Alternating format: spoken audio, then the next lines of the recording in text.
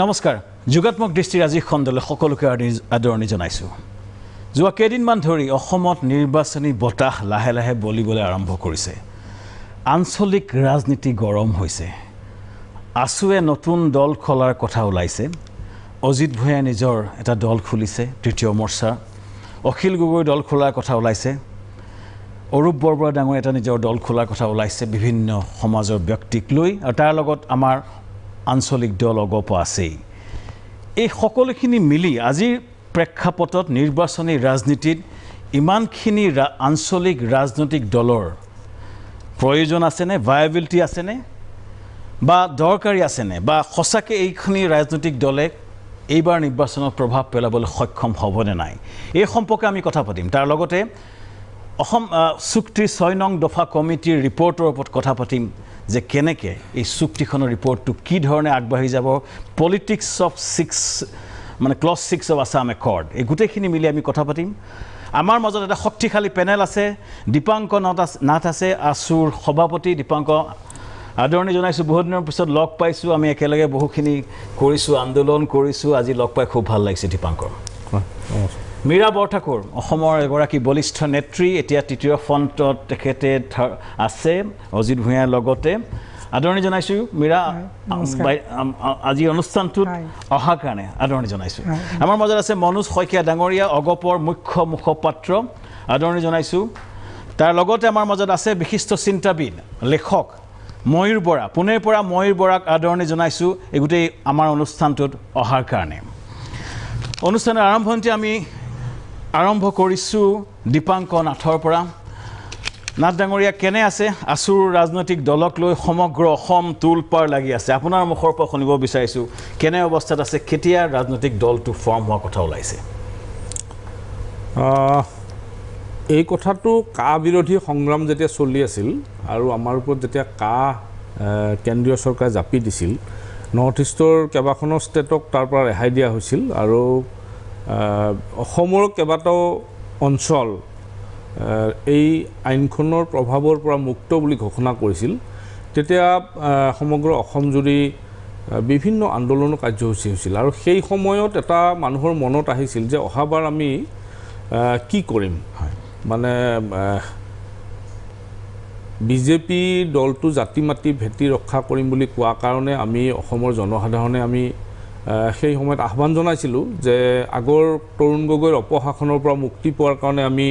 এটা বেলেগ ধৰণৰ কথা এটা ভাবিলোঁ বা অসমীয়া জনসাধাৰণে উবুৰি খাই পৰিল তো এতিয়া আমাৰ কি হ'ব আমি কি কৰিম আৰু যিটো আঞ্চলিকতাবাদী শক্তি আছিল এজিপিও পৰৱৰ্তী পৰ্যায়ত তেওঁলোকেও বিজেপিৰ সুৰতে সুৰ মিলাই ক'ব আৰম্ভ কৰিলে এগৰাকী সাংসদ তেওঁ গৈ পেলাই তাত আল্টিমেটলি এই আইনখনৰ ফৰে ভোট দিলে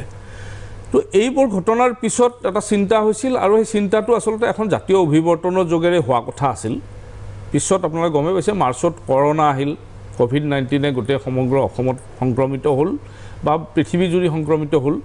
আৰু সেইকাৰণে আমি সেই প্ৰচেছটো আমি ঠিক কৰি পেলাই কমপ্লিট কৰিব নোৱাৰিলোঁ আৰু সেইকাৰণে এতিয়া চিন্তা চৰ্চা চলি আছে যিসকল বিশিষ্ট ব্যক্তিয়ে অসমৰ কথা ভাবিব পাৰে বা আঞ্চলিকতাবাদী এটা চিন্তা লৈ পেলাই জাতিটোক আগবঢ়াই নিয়াৰ বাবে পৰিকল্পনা যুগুত কৰিব পাৰে বুলি আমাৰ ধাৰণা হৈছে তেনে কিছু ব্যক্তিয়ে এই বিষয়টো সঠিকভাৱে সিদ্ধান্ত লোৱাৰ কাৰণে উদ্যোগ ল'ব আৰু সেইকাৰণে সদৌ অসম ছাত্ৰ সন্থাই আঞ্চলিক দল গঠন কৰিব এই কথাটো একেবাৰে নহয় সেইসকল বিশিষ্ট ব্যক্তিয়ে যিসকলে কোনো আমাৰ শিক্ষাগুৰু হ'ব পাৰে বা বিভিন্ন ক্ষেত্ৰত কাম কৰি থকা ব্যক্তি হ'ব পাৰে তেখেতসকলে জাতিটোক ভাল পায় আৰু জাতিটোৰ নিৰাপত্তাৰ দিশটো কাৰণ 43 বছৰৰ বাংলাদেশীৰ বোজা আমাৰ ওপৰত জাপি দিয়াৰ পিছত আমাৰ যিটো অন্যায় হৈছে তাৰ পৰা আমি কেনেকৈ মুক্তি পাম সেই উপায় উদ্ভাৱনৰ কাৰণে আমি ৰাজনৈতিকভাৱে বা আমাৰ মানুহখিনিক এটা বিকল্প কথা ভবাই তুলিবৰ কাৰণে সেই যি আমি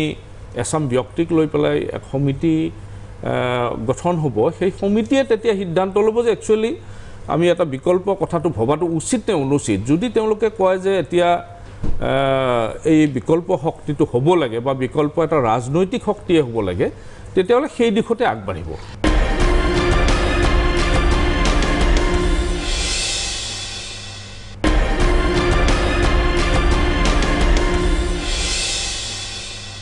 মীৰা বৰঠাকুৰ বাইদেউ প্ৰথমতে আপোনাৰ পৰা জানিব বিচাৰিছোঁ অজিত ভূঞাৰ দলটো কি অৱস্থাত আছে কেতিয়া ফৰ্ম হৈছে ৰিচেণ্টলি কেনেকৈ আগবাঢ়িব আৰু কোন কোন আছে আপোনালোকৰ দলত যিটো তৃতীয় মৰ্চাৰ কথা কোৱা হৈছে আপোনাক মই আজি এটা আপোনাৰ অনুষ্ঠানৰ জৰিয়তে কাৰেকশ্যন এটা কৰি দিছোঁ যে অসম গণমৰ্চা আঞ্চলিক গণমৰ্চা কোনো ৰাজনৈতিক দল নহয়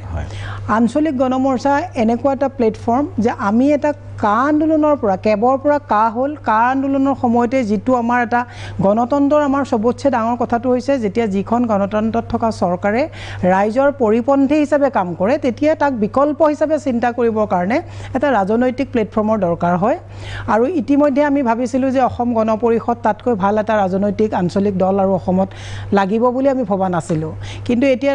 অসম গণ পৰিষদ দলটো আঞ্চলিক কিমান দল আঞ্চলিকতাবাদী দল হৈ আছে সেইটো মই ক'ব নালাগে ৰাইজেও জানে তেওঁলোকেও নিজে জানে গতিকে এইটো অজিত ভূঞা ডাঙৰীয়াৰ দল নহয় এইটো অজিত ভূঞা ডাঙৰীয়া যিহেতুকে ৰিকগনাইজ এজন পলিটিকেল এতিয়া ৰাজ্যসভাৰ সাংসদ তেখেতক আপুনি যিকোনো এটা অৰ্গেনাইজেশ্যন চলাবলৈ সদায় ৰিকগনাইজ অথৰাইজ পলিটিকেল পাৰ্চন এজন হ'লে আমাৰ গ্ৰিপটো বাঢ়ে সেইকাৰণে তেখেতৰ নেতৃত্বত আমি আঞ্চলিক গণমৰ্চা তৈয়াৰ কৰা হৈছে ইয়াত ইতিমধ্যে কেইবাটাও সৰু সৰু আঞ্চলিক ৰাজনৈতিক দল যিবিলাকৰ ধৰক প্ৰাসংগিকতা কিমান আছে নাছে সেইটো পিছত আমি চিন্তা কৰিম কিন্তু আমি প্ৰাসংগিক বুলি ভাবি 6টা আঞ্চলিক দল আমাৰ লগত জড়িত হৈছে ইতিমধ্যে আমি আছো ছাত্ৰ সন্থাৰ ওচৰতো গৈছোঁ কৃষক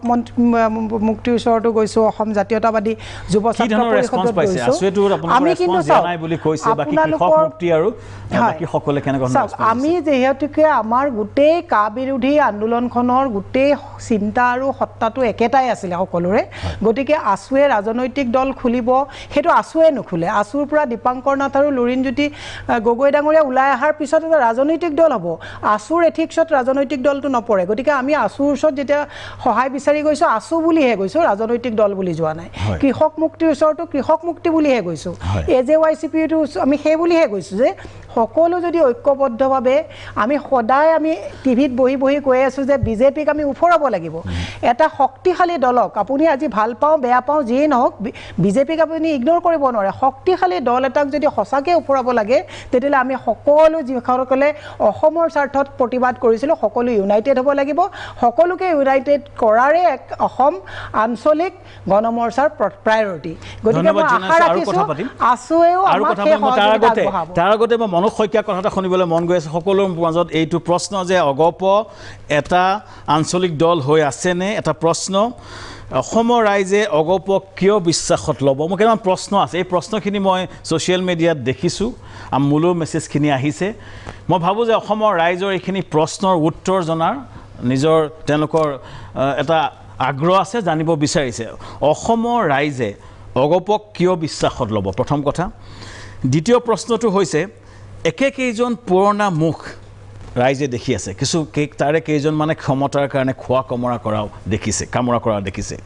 চ' এইকেইজন পুৰণা মুখ লৈ অগপ থাকিব নে কিবা নতুন চিন্তা চৰ্চা হৈছে তৃতীয়তে অগপ বিজেপিৰ বি টিম নেকি এই ধৰণৰ প্ৰশ্ন আহিছে অগপ বিজেপিৰ বি টিম নেকি আৰু চতুৰ্থতে অগপৰ নিজস্ব এজেণ্ডা কি এই চাৰিটা প্ৰশ্ন আমি আপোনাক সুধিম অসমৰ ৰাইজৰ হৈ আমি বিচাৰিম যে অগপ এইখিনি কথা ৰাইজক জনাওক এইখিনিতে এটা চমু বিৰতি লওক আপুনি কথাখিনি ভাবি লওক বিৰতিৰ পিছত আমি ডাইৰেক্ট আপোনাৰ ওচৰত আহিম এইখিনি প্ৰশ্নৰ উত্তৰ বিচাৰি আপোনালোকে চাই থাকক যোগাত্মক দৃষ্টিৰে শ্যামকান্তৰ সৈতে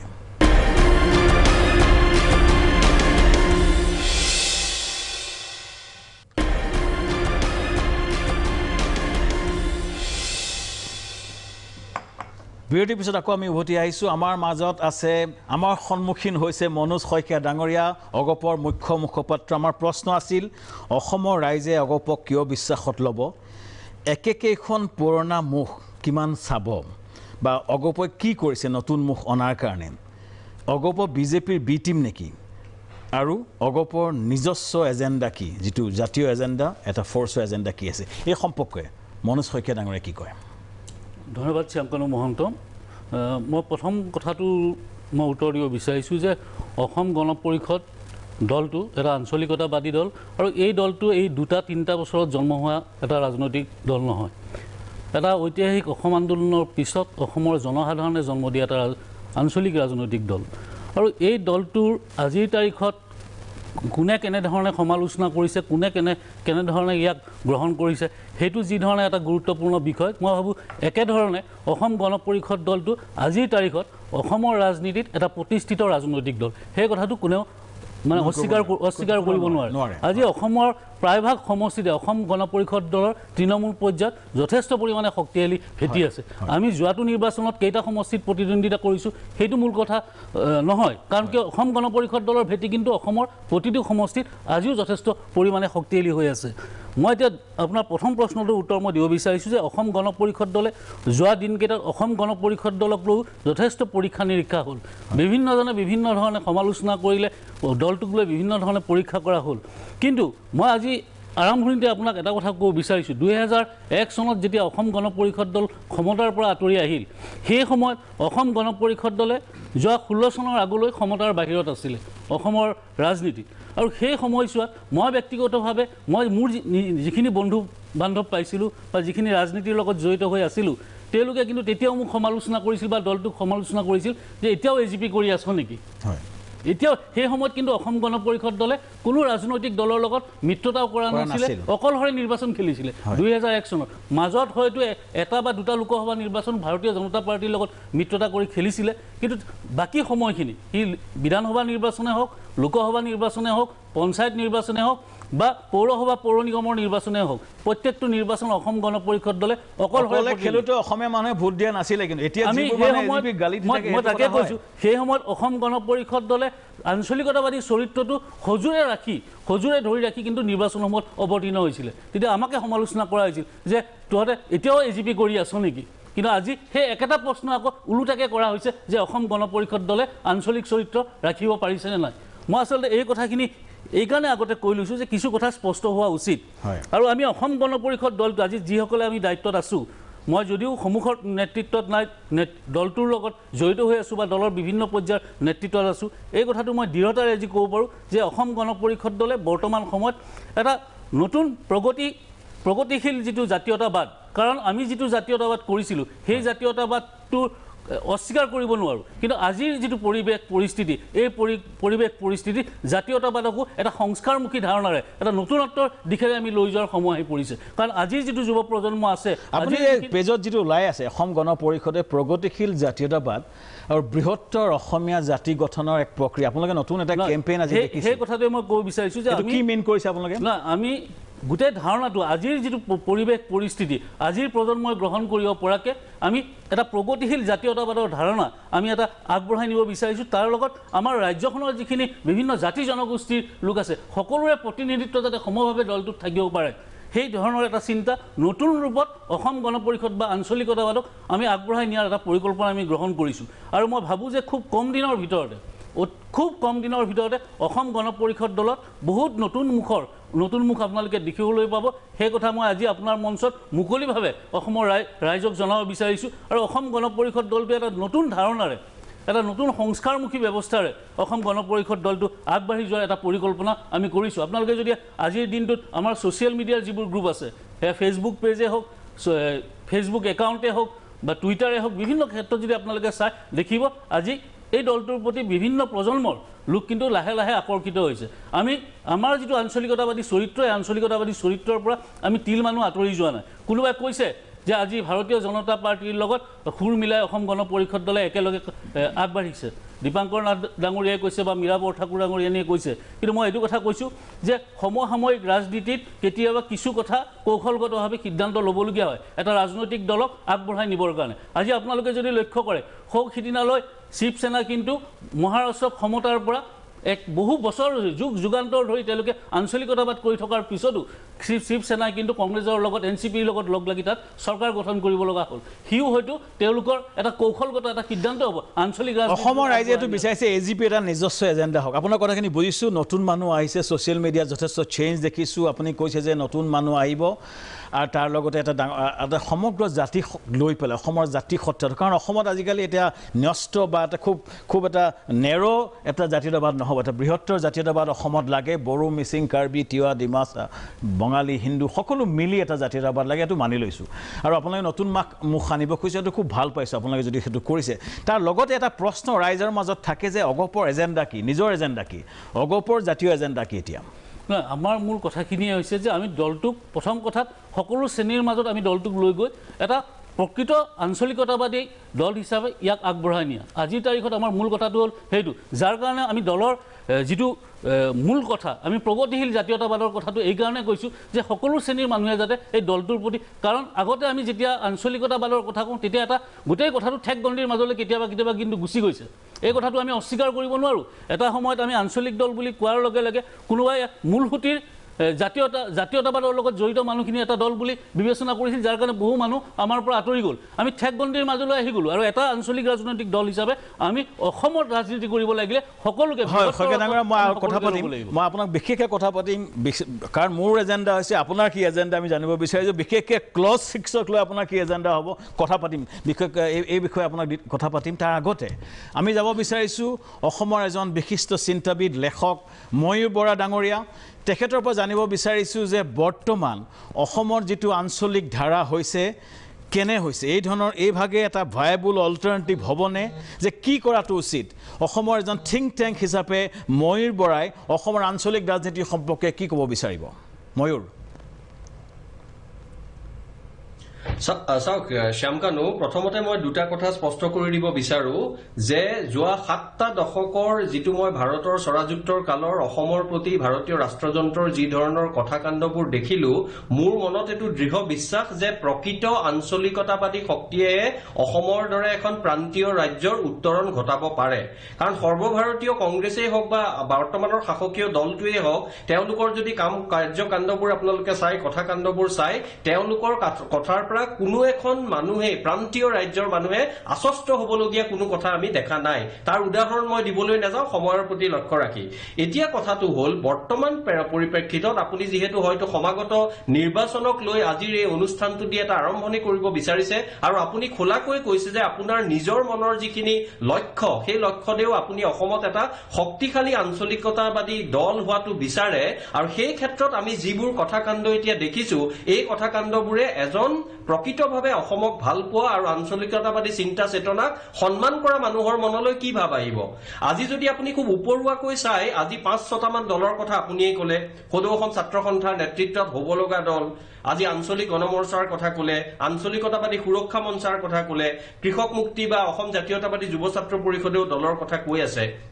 এনেকুৱা এটা যদি পৰিবেশ হয় শেষত গৈ যদি বহুধা বিভক্ত হৈ পৰে এই আঞ্চলিকতাবাদী শক্তিক সন্মান কৰিব বিচৰা মানুহখিনি তেতিয়া হলে কিন্তু শাসকীয় দলক বা কোনোবা এটা সৰ্বভাৰতীয় দলকহে আমি সহায় কৰাৰ দৰে হ'ব গতিকে মই নেতৃবৃন্দৰ প্ৰতি মই সকলোকে ব্যক্তিগতভাৱে চিনি পাওঁ মনোজ শইকীয়া মোৰ স্কুলীয়া দিনৰ বন্ধু দীপাংকৰ নাথ মীৰা বৰঠাকুৰ আৰু শ্যামকানু আপুনি নিজেই মই ভাবো অসমৰ আঞ্চলিকতাবাদী শক্তিৰ উত্তৰণ বিচৰা মানুহ হিচাপে দুটা কথা প্ৰথমতে লক্ষ্য ৰাখিব লাগে যিটো ভুল অসম গণ পৰিষদে বহু যুগৰ আগতে কৰিলে সেই কথাটো বৰ্তমান ভুলতকৈ মই বেছি ডাঙৰ বুলি ভাবো 1985 চনত যেতিয়া প্ৰফুল্ল মহন্ত নেতৃত্বাধীন অসম গণ পৰিষদ চৰকাৰ হৈছিল মই দুখেৰে সৈতে কওঁ সেইখন অসম গণ পৰিষদ নহয় অসমীয়া ভাষী গণ পৰিষদ হৈছিল আৰু সেইবাবে বহু জনগোষ্ঠীয় মানুহে আমাক এৰি থৈ গ'ল আজি মনোজ শইকীয়া প্ৰগতিশীল আঞ্চলিকতাবাদৰ কথা কৈছে মই নাজানো শাসকীয় দলৰ লগত থাকি সেই প্ৰগতিশীল আঞ্চলিকতাবাদ কিমান দূৰলৈ সম্ভৱ হ'ব কিন্তু প্ৰকৃত অৰ্থত যদি প্ৰগতিশীল সুস্থ উদাৰ আঞ্চলিকতাবাদ আৰু শক্তিশালী আঞ্চলিকতাবাদ আমি যদি বিচাৰো তেতিয়া হলে অসমৰ সকলো জাতি জনগোষ্ঠীক একগোট কৰি ল'ব লাগিব আৰু একগোট হ'ব সম অধিকাৰ সমমৰ্যাদাৰ ভিত্তিত কেৱল ভাষাৰ যোগেদি শ্লোগানৰ যোগেদি লিখাৰ যোগেদি কিন্তু সেই কথা এটা আমাৰ মাজলৈ নাহে আৰু দ্বিতীয়তে মই আৰু শ্যামকানু দুটা কথা মই কৈ ল'ব বিচাৰিছো আজি আমি আছুৰ যিটো দল তাৰ পৰা বহু কথা আশা কৰো আৰু অজিত ভূঞা ডাঙৰীয়াৰ যিটো শক্তি আঞ্চলিক গণমৰ্চাৰ পৰা আশা কৰো কিন্তু তাত এটা ফাণ্ডামেণ্টেল এটা গাঁথনিগত এটা খুব ডাঙৰ পাৰ্থক্য আছে আজি মই নাভাবো মই ব্যক্তিগতভাৱে নিবিচাৰো দীপাংকৰ নাথ লুৰিণজ্যোতি গগৈ আছুৰ পৰা ওলাই গৈ যদি কিবা এটা আঞ্চলিক দলৰ জন্ম দিয়ে সেই দলটোৱে বৰপেটা কাণ্ডত এনআৰচি কৰা দলটোৰ লগত কিদৰে সহাৱস্থান কৰিব বা সহাৱস্থান কৰাটো কাম্য হয় নে নহয় দ্বিতীয়তে অজিত ভূঞা ডাঙৰীয়াই ৰাজ্যসভাৰ নিৰ্বাচনৰ খেলোতে যিহেতু কংগ্ৰেছ কংগ্ৰেছ আৰু UDFৰ পৰা সমৰ্থন লৈছিল তেওঁলোকৰ আওতাৰ বাহিৰৰ পৰা ওলাই আহি আছুৰ লগত যোগ দিব পাৰিব নাই এইবোৰ হৈছে এটা ব্যক্তিগত প্ৰশ্ন নহয় সমগ্ৰ অসমৰ আঞ্চলিকতাবাদী যদি চিত্ৰখন আপুনি চাই তেতিয়া হলে এই ধৰণৰ প্ৰশ্নবোৰে আমাৰ মনত জুমুৰি খাই ধৰে আৰু যেতিয়া এইবোৰ প্ৰশ্ন জুমুৰি খাই ধৰে তেতিয়া আমাৰ মনলৈ কেতিয়াবা অলপ নেতিবাচক ভাৱ বা হতাশাৰ ভাৱ আহে কিন্তু সেই নেতিবাচক বা হতাশাৰ ভাৱ মনোজ শইকীয়াই কোৱাৰ দৰে প্ৰগতিশীল জাতীয়তাবাদ কিন্তু অকল এটা সৰ্বভাৰতীয় দলৰ লগত নহয় সৰ্বভাৰতীয় দলতকৈ মই ভাবো প্ৰগতিশীল জাতীয়তাবাদ সম্ভৱ হ'ব অসমৰ খাটি খোৱা মানুহৰ মাজত আৰু অসমৰ জনগণৰ কাষলৈ যিটো দলেই যাব অনাগত সময়ত হয়তো আমাৰ টেলিভিছনৰ পেনেলিষ্টতকৈ অসমৰ জনসাধাৰণে নিৰ্ধাৰণ কৰিব কোনটো দলে প্ৰকৃতাৰ্থত আঞ্চলিকতাবাদী শক্তি বা চেতনাক প্ৰতিনিধিত্ব কৰিছে আৰু কোনটো দলে বৰ্তমান সময়ত অসমক এক শক্তিশালী বিৰোধী দল হিচাপে মই নাভাবো তেওঁলোকে এতিয়াই চৰকাৰ গঠন কৰিব পাৰিব বুলি বিৰোধী দল হিচাপে তেওঁলোকে নিজক থিয় কৰাব পাৰিব মই ভাবো অসমৰ মানুহৰ সিদ্ধান্তটোৱে এটা পৰিপক্ক সিদ্ধান্ত হ'ব কিন্তু আমাৰ দায়িত্ব হ'ব অসমৰ মানুহে সিদ্ধান্ত লোৱাৰ কথাত সকলোবোৰ কথা ঐতিহাসিকভাৱে আমি কৰা ভুল ঐতিহাসিকভাৱে আমাৰ ভাল কামবোৰ সেইখিনি নিৰপেক্ষভাৱে বিশ্লেষণ কৰাটোৱে এজন নিৰপেক্ষ মানুহৰ কৰ্তব্য বুলি মই ভাবো ধন্যবাদ ময়ূৰ খুব সুন্দৰভাৱে ময়ূৰ বৰাই কথাখিনি কৈছে আমাৰ মনৰ কথাখিনি ময়ূৰ বৰাই কৈছে ধন্যবাদ জনাইছো মই এটা কথা কৈছোঁ সম অধিকাৰ সমমৰ্যাদা মই মনোজ শইকীয়া ডাঙৰীয়াক কৈছোঁ যে বৃহত্তৰ জাতি গঠন যিটো আমাৰ অগপয় যিটো ভুল কৰিছিলে এই ভুলটো যাতে আমি নকৰোঁ আৰু সঁচাকৈ সকলো জাতি জনগোষ্ঠীৰ সম অধিকাৰ সমমৰ্যাদাৰে এই গোটেই আন্দোলনখন লৈ যাব লাগিব মীৰা বৰঠাকুৰ ডাঙৰীয়া আপোনাক কথা পাতিম এতিয়া এটা চমু বিৰতি ল'ম বিৰতিৰ পিছত আপোনাৰ ওচৰলৈ আহিম আপোনালোকে চাই থাকক যোগাত্মক দৃষ্টিৰে শ্যাম কানুৰ সৈতে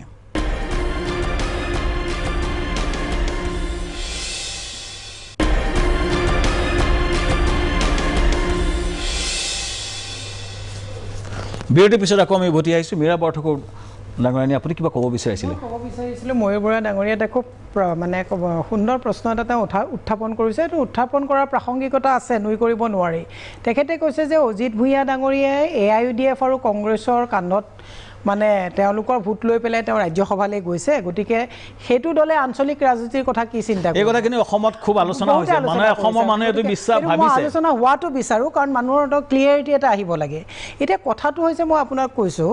যে অজিত ভূঞা ডাঙৰীয়া সংসদলৈ যোৱাটো এটা অংকৰ খেল দুটা অংকত অজিত ভূঞা নগ'লেও কোনোবা XYZ কোনোবা এজন গ'লহেঁতেন কিন্তু অজিত ভূঞা ডাঙৰীয়া সেইখিনি সময়ত সেই অংকটোত ফৰ্মুলাত গৈ পেলাই ৰাজ্যসভালৈ যোৱাৰ কাৰণে আজি আমি কা বিৰোধী মঞ্চৰ মানুহখিনিয়ে এজন ৰিকগনাইজ পলিটিকেল মানুহ কিন্তু আজমলৰ বুকুচাত উঠি ডাঙৰ ৰাজনৈতিক দল হোৱাটো আমি নিবিচাৰোঁ অজিত ভূঞা ডাঙৰীয়া অসমৰ সত্তা হিচাপে আমি বিচাৰোঁ অজিত ভূঞা ডাঙৰীয়া অসমীয়াৰ আৱেগটো অসমীয়াৰ সন্মানটো তাৰপিছত অজিত ভূঞা আগবঢ়াই আমি অজিত ভূঞা ডাঙৰীয়াই সেইকাৰণেই ৰাজ্যসভাৰ সাংসদ হোৱাৰ পিছত আপোনালোকে এটা এজেণ্ডা দেখাই দিয়ক যিটো এজেণ্ডা আমি AIUDF বা কংগ্ৰেছৰ এজেণ্ডা মতে আমি কাম কৰিছোঁ নাই কৰা গতিকে মই এতিয়া আপোনালোকক এটা ময়ূৰ বৰা ডাঙৰীয়ালৈ এটা প্ৰশ্ন কৰিছোঁ আপুনি মই অজিত ভূঞা চেপ্টাৰটো অসম আঞ্চলিক গণমৰ্চাৰ চেপ্টাৰটো বাদ দিলোঁ আজি আপোনাৰ এই অনুষ্ঠানটোলৈ আহোঁতে বহু কেইবাজনে মানুহে কৈছে যে আঞ্চলিক ৰাজনীতিৰ কথা পাতিব বাইদেউ আপুনি ভালকৈ অধ্যয়ন কৰি যাব মই বোলো আজি টকছত গৈছোঁ য'ত একেবাৰে অধ্যয়ন কৰা নাই অতি দুৰ্ভাগ্যজনক কথা য'ত IMDT এক বাতিল কৰি জাতীয় নায়কজন মুখ্যমন্ত্ৰী হোৱাৰ পাছত আজি আমি অসম চুক্তি আৰু ক্লজ 6ৰ কথা পাতিব আহিছোঁ তাতকৈ দুৰ্ভাগ্যজনক কথা কিবা আছে নেকি গতিকে আজি মই ইমান কেজুৱেলি ফ্ৰী মাইণ্ডত আহিছোঁ যে মই ৰাইজলৈ খালি আপোনাৰ অনুষ্ঠানৰ জৰিয়তে এটা প্ৰশ্ন কৰিব বিচাৰোঁ আৰু শ্যাম কানু মহন্ত ডাঙৰীয়া আপোনালোকে আমাক টকছত মাতি সদায় প্ৰশ্ন কৰে আজি আপোনালৈও মোৰ এটা পোনপটীয়া প্ৰশ্ন আছে আপুনি মাননীয় মুখ্যমন্ত্ৰী মাননীয় বিত্তমন্ত্ৰী তেওঁলোকক আপুনি সোধক যে ৰাইজে তেওঁলোকক পৰিৱৰ্তনৰ নামত ইয়াত বহি থকা অধিকাংশ লোকে তেওঁলোকক ভোট দিছে ময়ো ভোট দিছোঁ কাৰণে আজি যেতিয়া আজি 5 মাহে তেওঁলোকে কোট কাগজখন পৰি আছে খুলি নাচায় আজি ছাত্ৰ সন্থাই সেই দায়িত্ব ল'বলগীয়া অৱস্থা হ'ল তাৰপিছত আপোনালোকে অজিত ভূঞাই কাৰ ভোট লৈ পেলাই সাংসদলৈ গ'ল সেই কথাটো যদি বেছি ডিছকাশ্যন কৰে তাৰপিছত আপোনালোকৰ যিসকলে আভুৱা ভাৰী পদত্যাগ কৰি যিটো ঘৰিয়ালৰ চকু পানী তুলি আঞ্চলিকতাবাদক অপমিত্ৰ ঘটালে তাৰ ডিছকাশ্যন কৰিব নে আজি অজিত ভূঞা এটা সংসদলৈ যোৱাটো আপুনি কৰিব মই অজিত ভূঞা ডাঙৰীয়াক কৈছোঁ যে কোনো AIUDF আৰু কংগ্ৰেছৰ এজেণ্ডাত আঞ্চলিক গণমৰ্চাই কাম কৰা নাই অজিত ভূঞা ডাঙৰীয়া আজি কংগ্ৰেছ আৰু ADFৰ ভোট লৈ ৰাজ্যসভালৈ নিৰ্বাচন হ'ল এটা সময়ত আমি অসম গণ পৰিষদ দলৰ প্ৰস্তাৱতে জ্যেষ্ঠ সাংবাদিক হাইদৰ হুছেইন ডাঙৰীয়াও ৰাজ্যসভাৰ প্ৰাৰ্থী আছিলে আমি পাহৰি যোৱা উচিত নহয় হে হাইদৰ হুছেইন ডাঙৰীয়া কিন্তু AIDF আৰু কংগ্ৰেছ দলে কিন্তু ৰাজ্যসভাৰ নিৰ্বাচন আচ্ছা এটা মনোজ শইকীয়া ময়ূৰ বৰা ডাঙৰীয়া এটা ভাল প্ৰশ্ন কৰিছে যিটো মনোজ শইকীয়া ডাঙৰীয়া আপোনাক এটা ময়ূৰ বৰা এটা ডাঙৰ প্ৰশ্ন সুধি যিটো মোৰ প্ৰশ্ন যে প্ৰগতিশীল জাতীয়তাবাদৰ কথা আপোনালোকে কৈছে বা আপোনালোকে বৃহত্তৰ অসমীয়া জাতি গঠন কৰাৰ কথা কৈছে মই কিন্তু কথাটো শুনি মনত খুব ভাল পাইছোঁ কাৰণ সৰুৰে পৰা আমাৰ মনত আছিলে যে আগৰ পৰা এনেকুৱা এটা খুব নেৰ জাতীয়তাবাদত গুচি গৈছে যে আমাৰ কলিতা দত্ত মহন্ত শইকীয়াৰ জাতীয়তাবাদ আমাৰ অসমখন এনেকুৱা নহয় বড়ো মিচিং কাৰ্বি তিৱা ডিমাচা বা বিভিন্ন বিহাৰী নেপালী মিলি এখন অসম জাতি অসম ৰাজ্য তাত আপোনালোকে সকলো জাতি জনগোষ্ঠীক লোৱাৰ কথা কৈছে ভাল পাইছোঁ কিন্তু তাৰ লগতে সমমৰ্যাদাৰে সম অধিকাৰ এইখিনি লোৱা হ'বনে এই সম্পৰ্কে ময়ূৰ বৰাই যিটো প্ৰশ্ন কৰিছে এইটো আমাৰো প্ৰশ্ন আপুনি কি ক'ব নিশ্চিতভাৱে ময়ূৰ বৰা ডাঙৰীয়াই যিটো কথা উত্থাপন কৰিছে মই স্পষ্টভাৱে আজি আপোনাৰ এই আলোচনাৰ জৰিয়তে ক'ব বিচাৰিছোঁ অসম গণ পৰিষদ দলত আঞ্চলিক পৰ্যায়ৰ পৰা কেন্দ্ৰীয় সমিতিলৈ অহা যি আমাৰ অধিৱেশনে হওক বা অন্য যি দায়িত্ব দিয়া হ'ব প্ৰতিটো জনগোষ্ঠীক সমভাৱে তাত দায়িত্ব অৰ্পণ কৰা হ'ব মই আকৌ কৈছোঁ যে তৃণমূল পৰ্যায়ৰ পৰা কেন্দ্ৰীয় সমিতিলৈ আমাৰ যিবোৰ অন্যান্য সংগঠন আছে সকলোতে সকলো জাতি জনগোষ্ঠীৰ আমাৰ যিসকল ব্যক্তি আছে তেওঁলোকক দলটোলৈ আগবঢ়াই অনা হ'ব আৰু তেওঁলোকক দায়িত্ব দি এটা একত্ৰিত আঞ্চলিক ৰাজনৈতিক দল হিচাপে আমি অসম গণ পৰিষদ দলক অহা দিনবোৰত আমি আগবঢ়াই নিবলৈ ইতিমধ্যে ধন্যবাদ আমাৰ সময় কম গতিকে আমি আহিব খুজিছোঁ দীপাংকৰ নাথ ডাঙৰীয়া ক্লজ 6 সম্পৰ্কে ক্লজ 6 আপুনি কিবা ক'ব মই অলপ ক'ব খুজিছোঁ মানে কি নহয় ৰাজনৈতিক কথা বতৰা মই ইমান নাজানো কাৰণ মই এটা ষ্টুডেণ্ট অৰ্গেনাইজেশ্যন কৰি আছোঁ কিন্তু তথাপি মই গণিতৰ নিচিনা মই এটা কথাই মই কৈ যাম মাত্ৰ যে 860গৰাকী শ্বহীদ হোৱাৰ পিছত এটা দল গঠন হৈছিল সেই দলটো বিদেশী খেদিম বুলি গঠন হৈছিল আৰু তেওঁলোকে এতিয়া কৈছে যে আৰু 20 বছৰৰ বিদেশী যিহেতু ৰাখিলোৱে আৰু 25 বছৰৰ বিদেশী ৰাখাতে কি আপত্তি আছে আৰু এটা ধৰ্মৰ নামত তো এই কথা বতৰাবোৰ ৰাইজে জানো নিৰ্বাচনৰ সময়ত মানুহে নুসুধিব নেকি মই নাজানো তথাপি মই এটা কৈ থৈ দিছোঁ আৰু সেইকাৰণে মানুহে বিচাৰিছিল যে এটা কিবা এনেধৰণৰ বিকল্প আঞ্চলিক এটা শক্তি লাগে যিটো শক্তিয়ে অন্তত এই ধৰণৰ নিৰ্যাতনৰ পৰা হাত সাৰিব পাৰে গতিকে সেইখিনি মোৰ ক'ব লগা এই ৰাজনৈতিক কথা বতৰাৰ ভিতৰত কাৰণ মই পৰিপক্ক নহয় ৰাজনৈতিকভাৱে বুলি মই নিজকে ভাবোঁ কাৰণ মই এতিয়াও এটা ষ্টুডেণ্টছ অৰ্গেনাইজেশ্যন কৰি আছোঁ তো এইটো সম্পৰ্কে মনোজ শইকীয়া আমি সুধিম তাৰ লগতে যেহেতু আমি ক্লজ 6ৰ কথা আলোচনা কৰিব খুজিছোঁ ক্লজ 6 হ'ল কি অসম চুক্তিৰ 5 নম্বৰ দফা তাৰপিছত 6 নম্বৰ দফা আহিছে তো 5 নম্বৰ দফাৰ গোটেই বিদেশী বহিষ্কৰণৰ গোটেই কথা বতৰাবোৰৰ পিছত ক্লজ 6 আহিছে তাৰমানে আমি যিহেতু 71লৈকে বাংলাদেশীৰ বজা অকল অসমে ল'লোঁ তাৰ কাৰণে পাছত ক্লজ 6টো আহিছিল তাৰমানে যিহেতু অসম আন্দোলনটো হৈছিল 1951 চনৰ পিছত অহা বাংলাদেশীক বহিষ্কাৰ কৰাৰ কাৰণে গতিকে এই যে 51ৰ পৰা 71লৈকে মানুহখিনি আনিলোঁ আমি যাৰ ফলত আমাৰ যিটো সভ্যতা সংস্কৃতি বা আমাৰ যিটো অসমীয়া মানুহৰ সাংবিধানিক সুৰক্ষা সেইটো নাইকিয়া হৈ যাব আৰু সেইকাৰণে সেই সময়ত কেন্দ্ৰীয় চৰকাৰৰ লগত হোৱা আলোচনাত বা অসম চুক্তিৰ ভিতৰত অন্তৰ্ভুক্ত এটা বিষয় হ'ল ক্লজ 6 কিন্তু ক্লজ 6টো যোৱা কেইবাখনো চৰকাৰ হৈ গ'ল অসম চুক্তি সম্পাদন হোৱাৰ পিছত এটা সময়ত প্ৰফুল্ল মহন্ত চৰকাৰ দুবাৰ হ'ল তাৰ পৰৱৰ্তী পৰ্যায়ত তৰুণ গগৈৰ 15 বছৰীয়া শাসনকাল তো এই সকলো শাসনকালত আচলতে ক্লজ 6 ৰূপায়ণৰ কাৰণে আন্তৰিকতা সম্পন্নভাৱে কামটো নকৰাৰ কাৰণে গোটেই কামটো আগনাবাঢ়িল কাৰণ আপোনালোক এটাই জানে কাৰণ মহন্ত চৰকাৰৰ সময়ত বিষয়া পৰ্যায়ৰ আলোচনাত আচলতে 80% ৰিজাৰ্ভেশ্যনৰ কথাটো কেন্দ্ৰীয় যিগৰাকী জইণ্ট ছেক্ৰেটাৰী আছিল সেই লেভেলত হোৱা আলোচনাত আচলতে তেওঁলোকে সৈমান হৈছিল কিন্তু সেই সময়ত আছামিজ পিপুল বুলি যেটো অসম অন্তৰ্ভুক্ত আছে ডেফিনেশ্যনত এই আছামিজ পিপুলৰ কথাটো যেতিয়া উলিয়াব লগা হ'ল সেই সময়ত সাহিত্য সভাসমূহৰ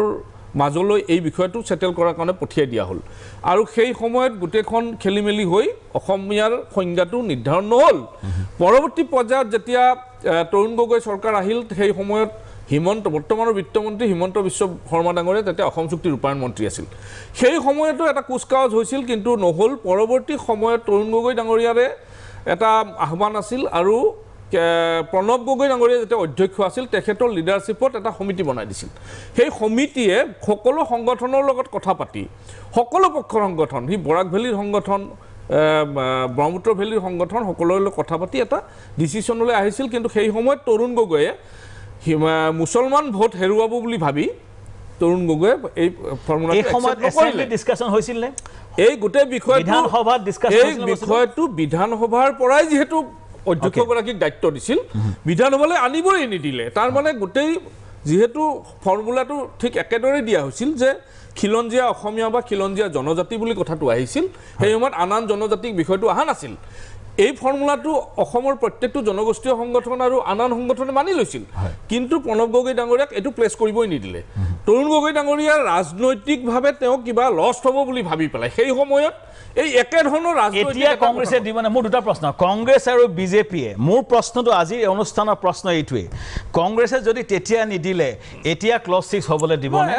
বা বিজেপিয়ে দিব নিদিলে কোনে কৰিব ক্লজ 6 তেওঁলোকৰ এই 15 বছৰে অপশাসনৰ ফল ভুগিছে আৰু সেই কাৰণেতো নেক্সট টাইম এটা বেলেগ দলে ইয়াত শাসন কৰিবলৈ শাসনৰ গাদীলৈ আহিল তেওঁলোকে গোটেই দুৰ্নীতি এটা বিজেপিয়ে কি ধৰণৰ আছে আপুনি কক এটা ক্লজ 6 আপুনি কিয় ফাদিল কৰিবলগীয়া হ'ল এই ক্লজ 6 খন আপুনি কিয় ফাদিল কৰিবলগীয়া আমি আসলে 15 জুলাই তাৰিখে আমি আসলে 12 জুলাই তাৰিখে আমি সাবমিট কৰা কথা আছিল 10 জুলাইত 10 ফেব্ৰুৱাৰীত আমি শেষ কৰিছিলো আৰু আমি এটা ব্ৰেক ল'ব লাগিব আমাৰ সময় ব্ৰেকৰ পিছত আমি কথাটো পাতিম ক্লজ 6 খন কিয় ফাদিল হ'বলগীয়া কৰিবলগীয়া হ'ল এই সম্পৰ্কে কথা পাতিম বা ভৱিষ্যত কি ইয়াৰ এই ক্লজ 6 খন সঁচাকৈ অসমৰ মানুহে পাবনে যে 6 নং দফা অনুচ্ছেদৰ মতে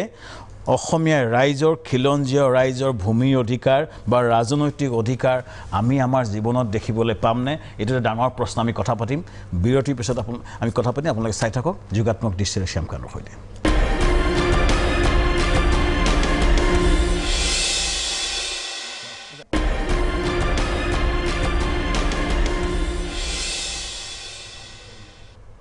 বিৰতিৰ পিছত আকৌ আমি উভতি আহিছোঁ দীপাংকৰ নাথ ডাঙৰীয়া এতিয়া বৰ্তমান কি অৱস্থাত আছে ক্লজ 6 ৰিপৰ্টটো কি অৱস্থাত আছে কি হ'ব ভৱিষ্যতটো কি চমুকে ক'ব আমাৰ সময় খুব কম আছে না 25 ফেব্ৰুৱাৰীত ৰিপৰ্টটো সাবমিট কৰা হৈছিল 25 জুলাইলৈকে যেতিয়া ৰিপৰ্টটো ক'ত আছে মুখ্যমন্ত্ৰী ডাঙৰীয়াই নকলে বা গৃহ বিভাগৰ পৰাও কোৱা নহ'ল তেতিয়া আমি কি কৰিম 5 মাহ ইতিমধ্যে পাৰ হৈ গ'ল আৰু গোটেই কথাটো সেই সময়ত অমিত শ্বাহ ডাঙৰীয়াই কি কৈছিলে তেখেতে নিজে যেতিয়া আমাৰ গোটেই কমিটিখনক লগ পাইছিলে তেওঁ নিজে কৈছে যে এই সোমবাৰে মোৰ ওচৰত ৰিপৰ্ট পৰিব নেক্সট সোমবাৰৰ পৰা ইমপ্লিমেণ্টেশ্যনৰ কাম আৰম্ভ হ'ব সেই কথাখিনি সংসদতো কৈছে আমাক লগ পায়ো কৈছে ৰাজ্যিক গৃহমন্ত্ৰীও কৈছে যে কামটো আমি স্পীড আপ কৰিম কিন্তু আমি কালক্ৰমত দেখিলোঁ যে মুখ্যমন্ত্ৰীৰ আলমিৰাত আছে নে গৃহমন্ত্ৰীৰ আলমিৰাত আছে সেই কথাটোৱে নকয় তেওঁলোকে তাৰমানে তেওঁলোকে এইখন আচলতে তেওঁলোকে কিবা কাম কৰাৰ তেওঁলোকৰ আন্তৰিকতা নাই যি কাৰণত আমি ছাত্ৰ হিমন্ত বিশ্ব ডাঙৰীয়াই কৈছে যে এইখন 14 জনীয়া বা 12 জনীয়া দলৰ এইটো এখতিয়াৰ আছে যেন প্ৰথম কথা আৰু দ্বিতীয়তে কৈছে যে বিধানসভাত যাব লাগিব সেইটো কথাটো এই কথাটো তেওঁ কোৱাৰ এখতিয়াৰে নাই কাৰণ গৃহমন্ত্ৰী ডাঙৰীয়াই এই সমিতিখন বনাই দিছে এগৰাকী ৰিটায়াৰ্ড জাজৰ নেতৃত্বত গতিকে এই সমিতিখন সন্দৰ্ভত তেখেতে কেনেকৈ বক্তব্য ৰাখিব তেওঁতো সেইটো লেভেলৰ হয় জানো বা আমি এইটোৱে কৈছো যে কেন্দ্ৰীয় গৃহমন্ত্ৰীয়ে কিবা এটা নোহোৱাকৈ কমিটিখন বনাই দিছিল চৰকাৰৰ সদিচ্ছা নাই নে কিবা ময়ূৰৰ প্ৰথমতে শুনিলো ময়ূৰ বৰা আমাৰ লগত আছে ময়ূৰ বৰা ক্লজ 6 সমিতি আপুনি কি দেখিছে কি ৰাজনীতি হৈছে নেকি না বিজেপিয়ে কৰিব বিচৰা নাই নে কি বুলি ভাবে আপুনি ময়ূৰ হয় ময়ূৰ বৰা আমাৰ লাইনৰ পৰা গৈছে মনোজ শইকীয়া ডাঙৰীয়া অগপৰ ষ্টেণ্ড কি অগপৰ দলটো আৰম্ভ হৈছিল অসম চুক্তিৰ নামত 800জন শ্বহীদৰ মূল ত্যাগৰ বিনিময়ত যিটো অগপৰ দল হৈছিলে এই ক্লজ 6 খন অতুল বৰাই কৈছে যে অসম চুক্তিৰ আত্মা এই কেনেকৈ হ'ব আপোনালোকে কি কৰিব চাওক অসম গণ পৰিষদ দলৰ জন্ম ঐতিহাসিক অসম চুক্তিৰ আধাৰত আৰু ঐতিহাসিক অসম চুক্তিৰ ৰূপায়ণ অসম চুক্তিৰ 6 নং দফা ৰূপায়ণত অসম গণ পৰিষদ দলে যোৱা দিনতো আপোচ কৰা নাই আৰু ভৱিষ্যতলৈও নকৰে যিটো সময়ত 6 নং দফাৰ ওপৰত ইয়াত সমিতি উচ্চস্তৰীয় সমিতি কেন্দ্ৰীয় চৰকাৰে গঠন কৰি দিলে সেই সময়ত অসম গণ পৰিষদ দলে আমাৰ যিবোৰ পৰামৰ্শ আছে দিবাংকৰ নাথেও জানে সেই সময়ত আমাৰ দলৰ পৰা এটা বৃহৎ দলে গৈ সেই পৰামৰ্শখিনি আমি স্পষ্টভাৱে কাক দিছিলে এইখিনি এই আমাৰ যিখন উচ্চস্তৰীয় সমিতি আছিলে কেন্দ্ৰীয় চৰকাৰে গঠন কৰা সেই সমিতিৰ হাতত আমি অৰ্পণ কৰিছিলোঁ ঠিক অনুৰূপ ধৰণে আমি সেই সময়ত কেন্দ্ৰীয় গৃহমন্ত্ৰীকো আমি কেইবাবাৰো সাক্ষাৎ কৰি আমাৰ যিখিনি কথা এই কথাখিনি আমি স্পষ্টভাৱে কি বিচাৰে একে ধৰণৰ সমিতিৰ ৰেকমেণ্ডেশ্যন লগত মিলে আপোনালোকৰ কথা হয় যথেষ্ট আমি যিখন এতিয়া আমাৰ ছাত্ৰ সন্থাই প্ৰকাশ কৰা আমি দেখিছোঁ তাত আমি যিখিনি কথা বিচাৰিছিলোঁ যে ভূমিৰ ওপৰত খিলঞ্জীয়াৰ অধিকাৰ অসমীয়া ভাষাটো চিৰদিনৰ কাৰণে অসমৰ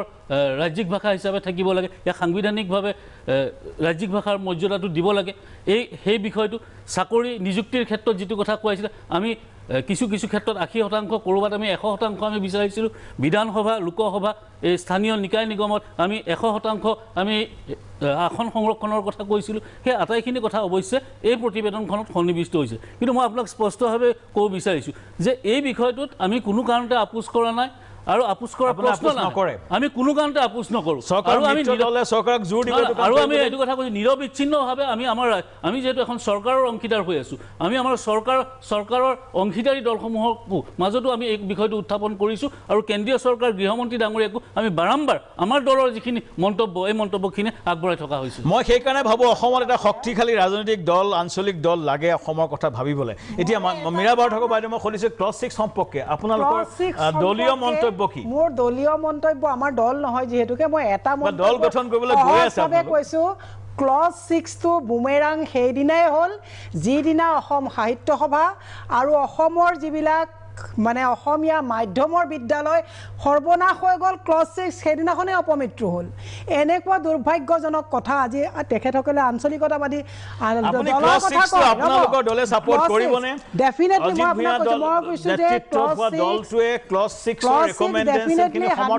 ছাপোৰ্ট কৰিব, কিন্তু ক্লজ 6 ছাপোৰ্ট কৰাৰ আগতে ক্লজ 6ৰ নামত আমাৰ দিছপুৰলৈ বাৰে বাৰে নিৰ্বাচিত হোৱা যিটো দোকানদাৰী কৰা চৈতান ৰাজনীতিবিদসকলে, য'ত অসমীয়া মাধ্যমৰ বিদ্যালয়সকল বিধ্বস্ত হৈ গ'ল, অসমীয়া ভাষাটো শেষ হৈ গ'ল, অসমৰ সাহিত্য সভাক যেতিয়া কোনোবা মন্ত্ৰীয়ে নিজৰ পৈতৃক সম্পত্তি হিচাপে ব্যৱহাৰ কৰিবলৈ ল'লে, তাত ছাত্ৰ সন্থাও বহুত দূৰ পিছুৱাই গৈছিল। কিন্তু এই কথাখিনি মই চাওক, মই হিপক্ৰেচি নহয় আৰু মই ডাবল ষ্টেণ্ডাৰ্ড কথা নকওঁ।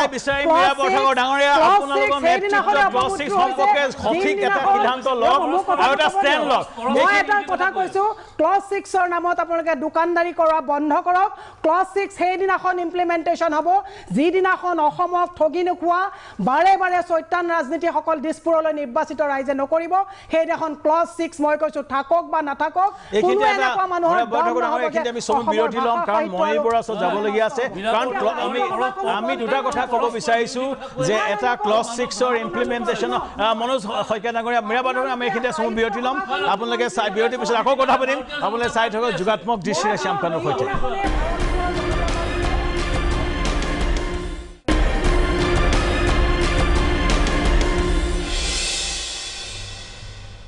বিৰতিৰ পিছত আকৌ আমি উভতি আহিছোঁ। ময়ূৰ বৰাক আমি পুনেত আছে, তেখেতক কানেক্ট কৰিব চেষ্টা কৰি আছোঁ।